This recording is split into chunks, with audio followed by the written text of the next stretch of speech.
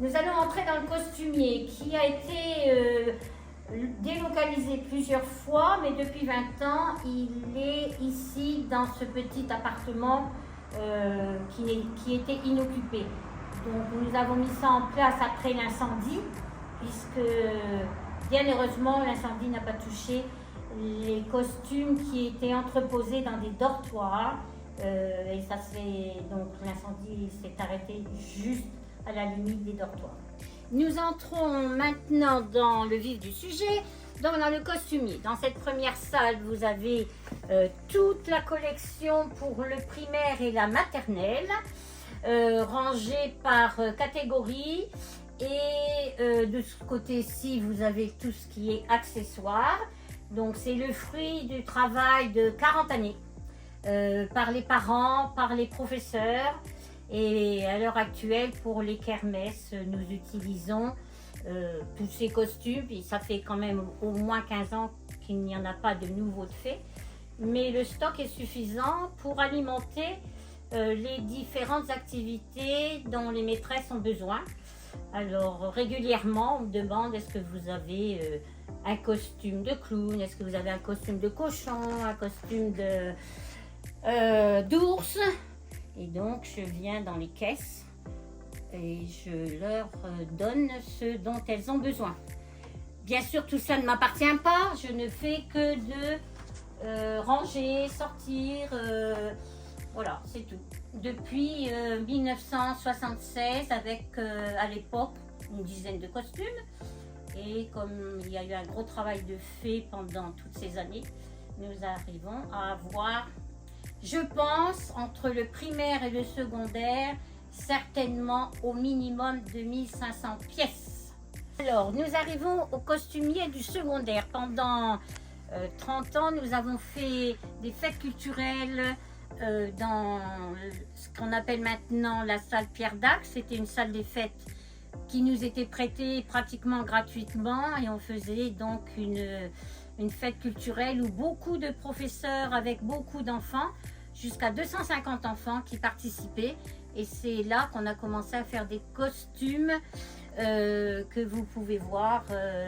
Alors les costumes les plus riches ou les plus difficiles à faire ont été faits, il faut le reconnaître, essentiellement par ma belle-mère qui n'était pas couturière mais qui fait graver des doigts de fée.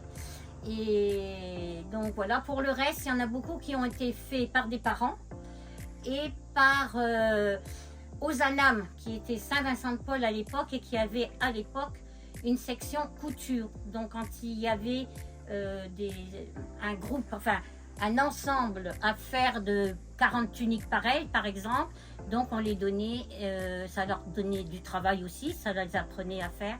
Donc il y avait une belle collaboration avec le lycée Saint-Vincent-de-Paul à l'époque. Maintenant cette section est complètement fermée et nous ne faisons plus de fêtes culturelles depuis qu'il y a la salle Pierre Dac. Nous avions quand même le souci du détail et vous avez à ma droite le costume de Sherlock Holmes avec le tissu, pas de cette époque-là, mais enfin qui ressemblait énormément, puisque chaque année nous allions à Paris, au marché Saint-Pierre, chercher le tissu qui correspondait aux demandes des professeurs pour faire les costumes dont ils avaient besoin. Donc voilà, c'est comme ça que ça a commencé. Alors, ici sur ma droite, vous allez reconnaître un costume de l'époque napoléonienne, à la guerre, mais nous avons respecté jusqu'au nombre de boutons. Nous prenions dans les archives des photos et nous exécutions le plus proche possible de la réalité. Ici vous avez une veste de Louis XIV qui va avec la robe que vous avez vue tout à l'heure marron. Alors il manque le jabot là, voilà. Le costumier a pris naissance en 1976, à mon initiative, il faut le reconnaître, et je m'étais engagée à faire le nécessaire pour que les costumes du primaire, tout d'abord ça a été pour le primaire, soient gardés de façon à ce qu'on ne soit pas obligé chaque année de refaire la totalité des costumes. Pour cela, nous avons au fil des jours, enfin au fil des années, fait un inventaire. À chaque fois qu'on pouvait mettre des photos, nous avons donc ajouté les photos des costumes, ce qui simplifie le travail des maîtresses quand elles ont besoin de quelque chose. Donc l'inventaire, il y a le nombre de chaque jupe, par exemple, le tissu employé et à peu près les tailles. Nous avons fait exactement le même travail pour le secondaire, pour le costumier du secondaire. Et pendant plusieurs années, nous avons, avec un professeur, le mercredi, fait un atelier de photos où on habillait les volontaires qui venaient le mercredi après-midi et on leur donnait des costumes et ils remettaient les costumes et voilà, on a fait aussi l'inventaire de la même manière. En 2016, l'Union nous avait contactés. J'ai fait un petit reportage pour expliquer effectivement le costumier, comment il avait été démarré, ce qu'il y avait. Et donc on m'avait demandé de mettre un costume. Donc aujourd'hui, 8 ans après, je recommence et je vous mets donc en valeur une robe espagnole, le chapeau espagnol pour les hommes et la guitare qui est plutôt c'est pas une vraie guitare ça, et qui a été faite quand même à l'époque. On avait beaucoup de parents qui faisaient partie de l'association et qui a été faite par un parent. Nous avons plusieurs instruments et un certain nombre aussi d'armes qui en bois bien sûr, qui ont été faites par un parent.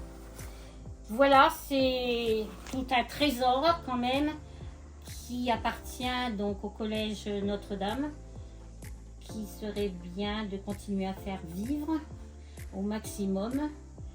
Nous voici dans le musée qui a été créé l'année dernière, où on a rassemblé énormément de choses qui ont été retrouvées dans les greniers.